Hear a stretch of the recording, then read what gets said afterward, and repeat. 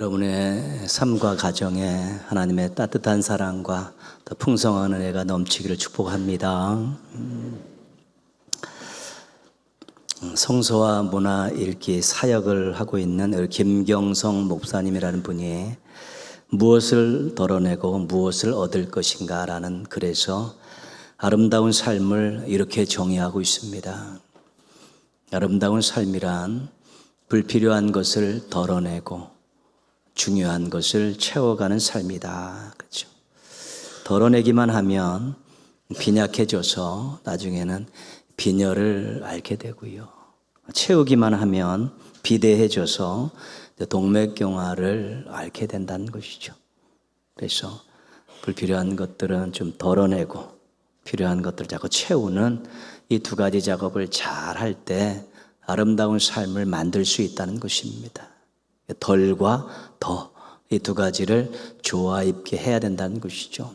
개인도 그렇지만 가정도 마찬가지입니다. 불필요한 것들 덜어내는 작업들을 하고 부족하고 필요한 것들을 채워내는 가정 작업들을 해야 되는 것이고요.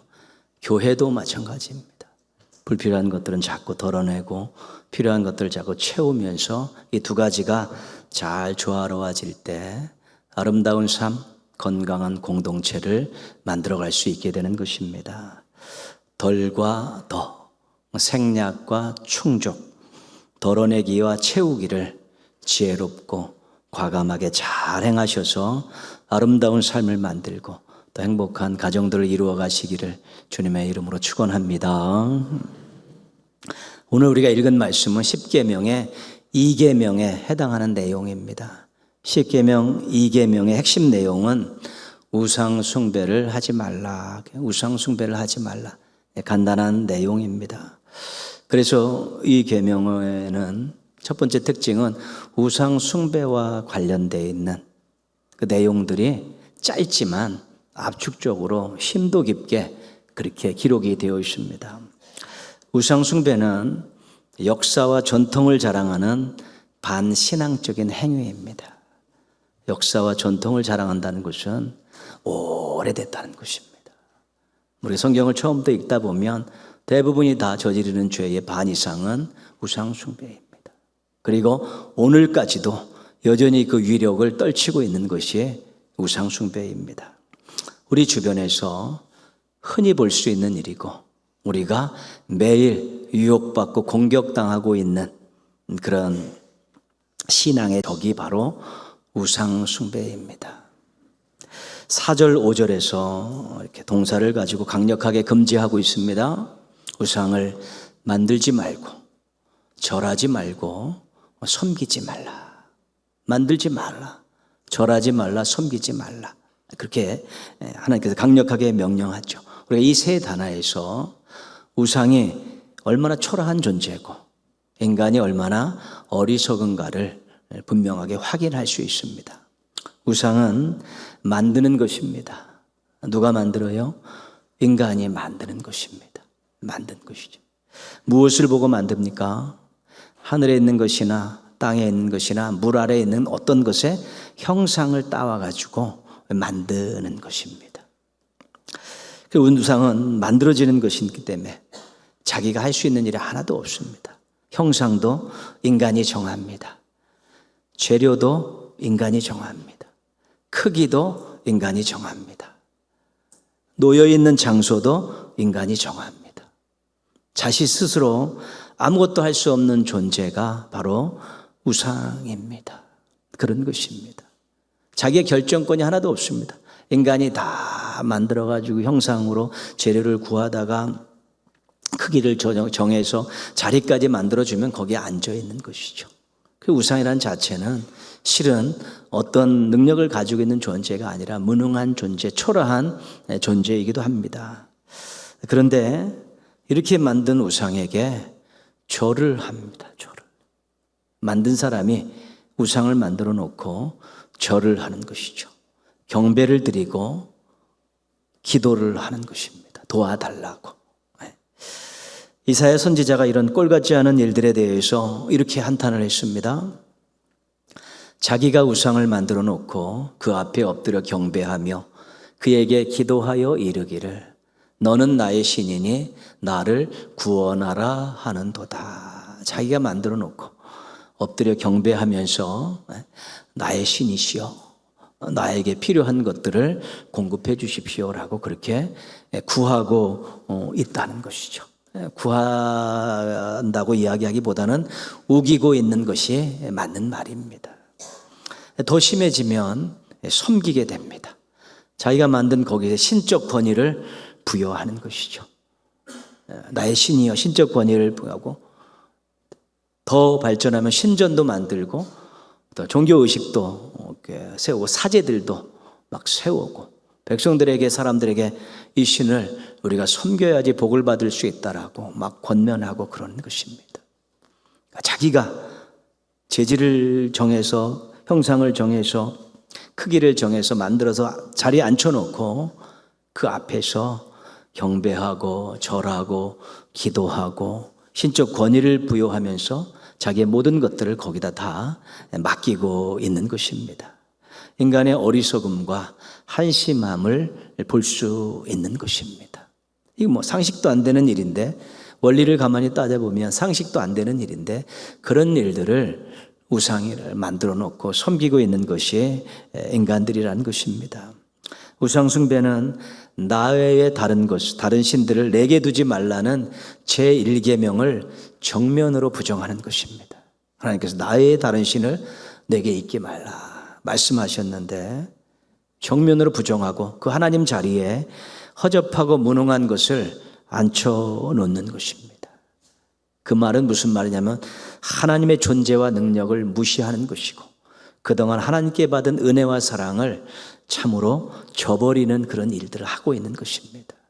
그래서 하나님께서 우상 숭배를 엄하게 다스렸습니다.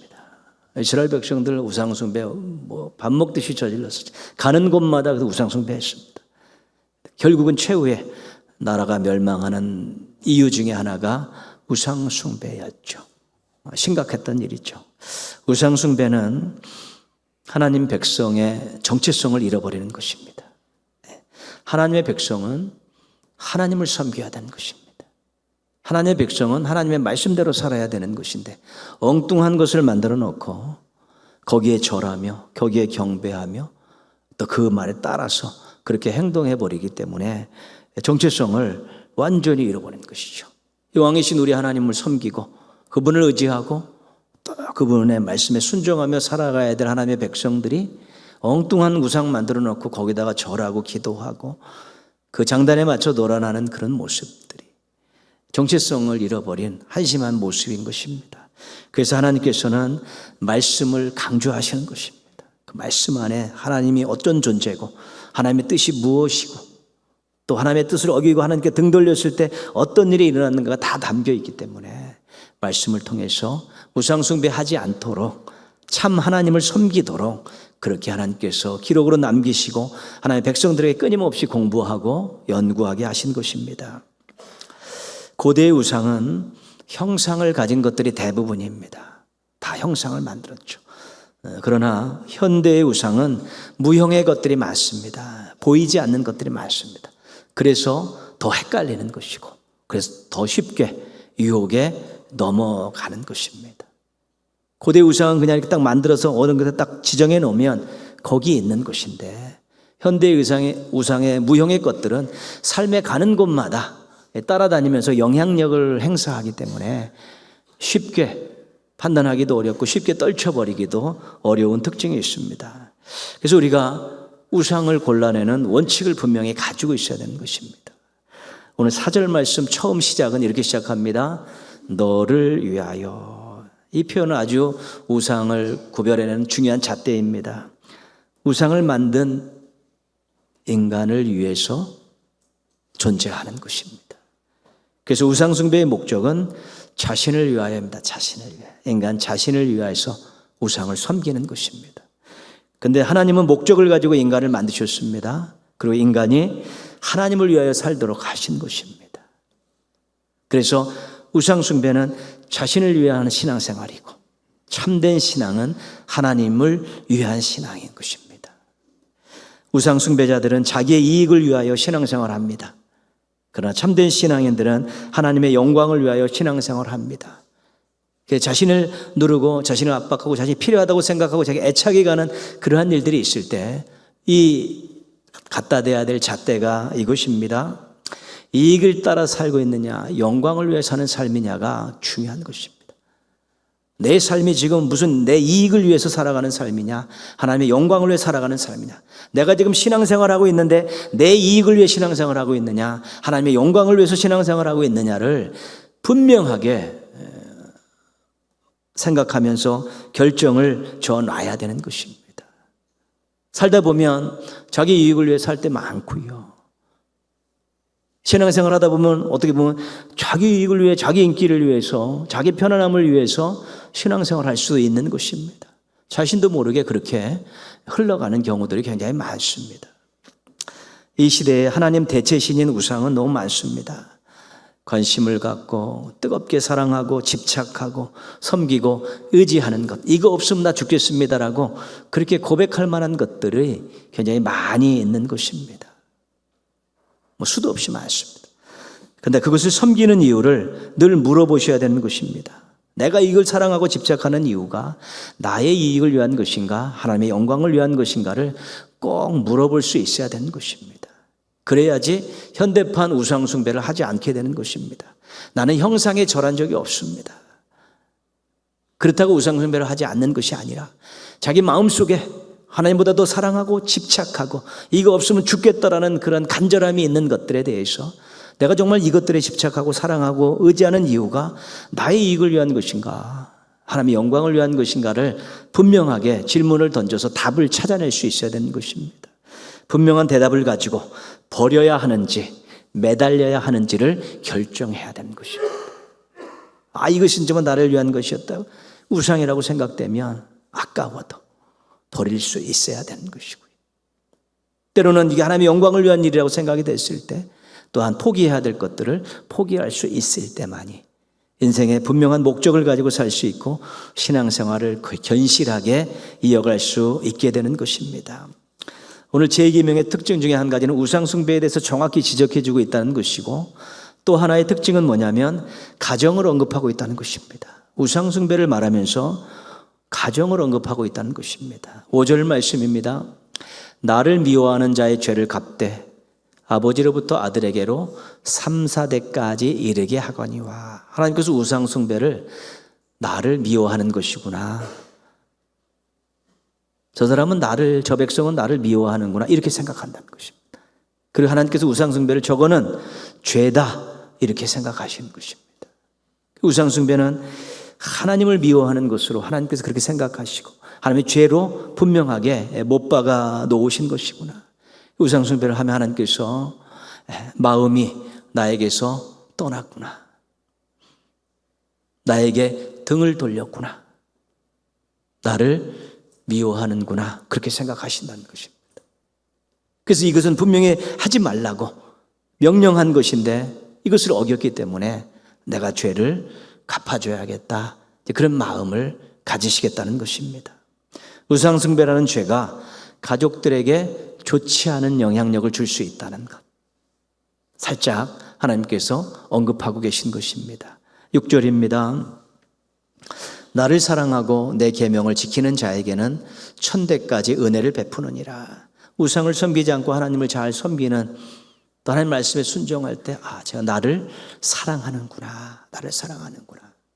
하나님, 저는 하나님을 사랑합니다라고 아무리 목 놓아 외쳐도 삶의 자리에 가서 엉뚱한 것에 집착하고 그거 섬기며 그거 의지하고 살고 그것 없으면 죽는 것 같지 그렇게 생각하고 살면 하나님을 사랑하는 것이 아니라는 것입니다.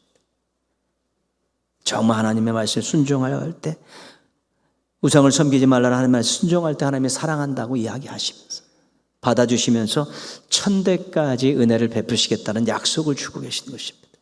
1000대는 우리가 이렇게 상상할 수 없는 기간 아닙니까? 끝까지 책임지시겠다는 것이죠. 아버지로부터 3, 4대에 이르기까지 내가 죄를 갚아주겠다는 이 말씀을 가지고 잘못 오해해서 사이비 집단들이 생겨났습니다. 그것이 뭐냐면 가계 저주론이다. 조상이 지은 죄가 자녀들에게 형벌로 내려온다는 것입니다. 그래서 이 형벌을 끊어버리기 위해서 회개 기도문을, 조상들의 회개 기도문을 줘서 이것을 회개 기도하게 하면서 이 조상들의 잘못에 대한, 죄에 대한 형벌을 자녀들에게 끊어버리겠다라고 그렇게 가르치는 그 집단들이 있습니다. 책도 많이 돌아다니고 있고 그렇습니다. 어떤 느낌이 듭니까? 이 구판 생각나는 것이, 구판. 굿이 뭡니까? 조상들의 신 문제가 생겨서 자녀들이 지금 이런 고통을 당하고 있다는 것이죠. 굿을 해서 그것을 끊어버리겠다는 것입니다. 정상적인 신앙의 말씀을 가진 신앙인들이 구판과 똑같은 그런 원리와 구조를 가지고 주장하고 있습니다. 자신이 잘못한 것은 자신이 책임지는 것입니다. 회개하든가 아니면 어떤 대가를 치르는 것이지, 연좌제 모양 그게 자녀들에게 가지 않습니다. 성경이 그렇게 가르치고 있지 않는 것입니다.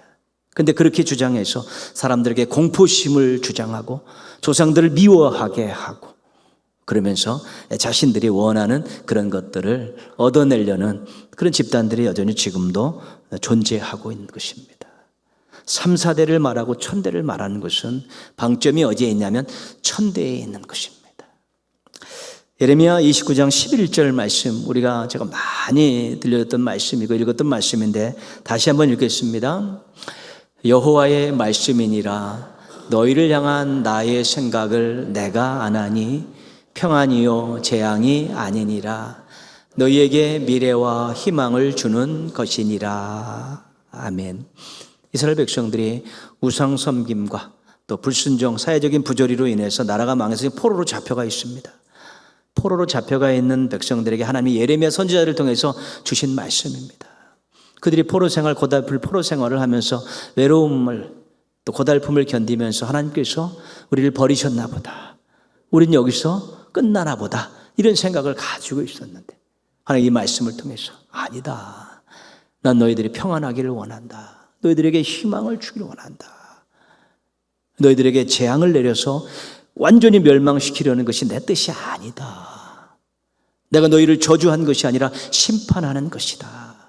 저주는 끝장을 보자는 것이고 심판은 다시 한번 기회를 주자는 것입니다. 아픔을 통해서, 고달픔을 통해 하나님을 찾게 만들고 자신들의 잘못을 뉘우치게 만들어 회개해서 다시 돌아오게 하는 것, 그것이 하나님의 뜻이라는 것입니다. 성경을 읽을 때나 여러분의 삶에 일어나는 일들을 해석할 때 하나님 우호적인 판단을 하셔야 되는데, 그것은 무엇인가 하면 하나님은 우리를 사랑하셨는데 얼마만큼 사랑하셨습니까? 독생자를 주시기까지 사랑하신 것입니다. 상상할 수 없는 사랑을 받았죠.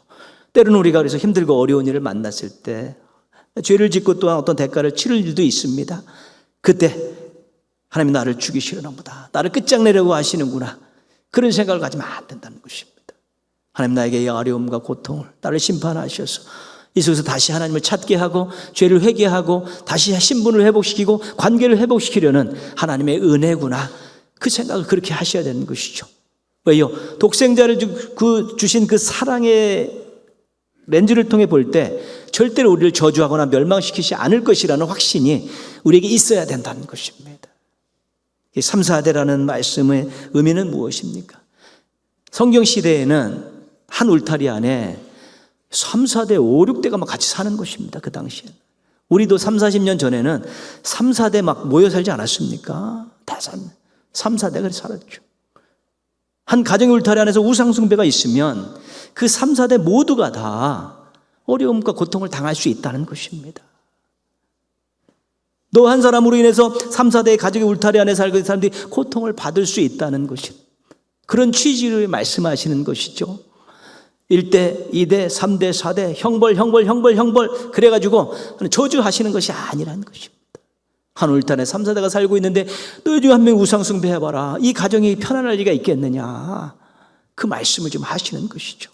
천대를 이야기하시는 건 무엇입니까? 우상을 버리고 하나님을 섬길 때 하나님께서 끝까지 책임져 주시겠다는 것이죠. 천대까지 이어질 수 있습니다. 함께 한 울타리 안에서 가족들이 함께 신앙생활을 합니다. 부모가 신앙생활을 잘 신실하게 하면 자녀들이 그 모습을 보면서 그 신앙의 유산을 잘 받드는 것입니다.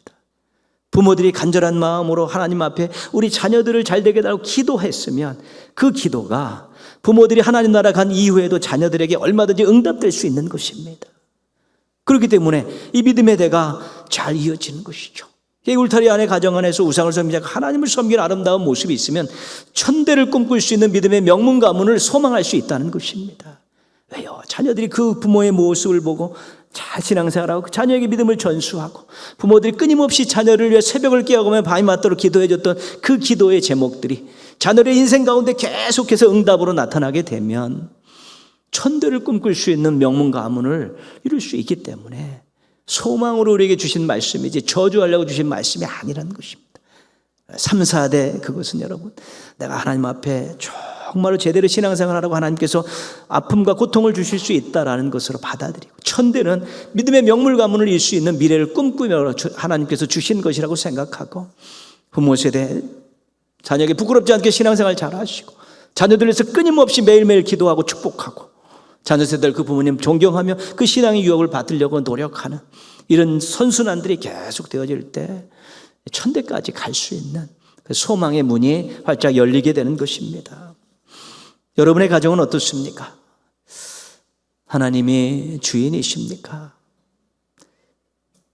가정 안에도 하나님의 주인 되심을 위협하는 것들이 굉장히 많습니다. 다른 것이 주인이 되면 그게 우상 숭배가 될 수 있는 것입니다. 우상이 될 만한 것들, 우상 숭배 대상이 될 만한 것들을 잘 찾으셔야 되는 것이죠. 가족 중 그 누구도 하나님 자리에 있어서는 안 됩니다. 하나님의 주인이신데 가족 중 누군가가 그 자리에 있을 수 있습니다. 가부장적인 시대에는 그 가장이 그 자리에 앉아서 하나님 노릇한 일들이 굉장히 많습니다.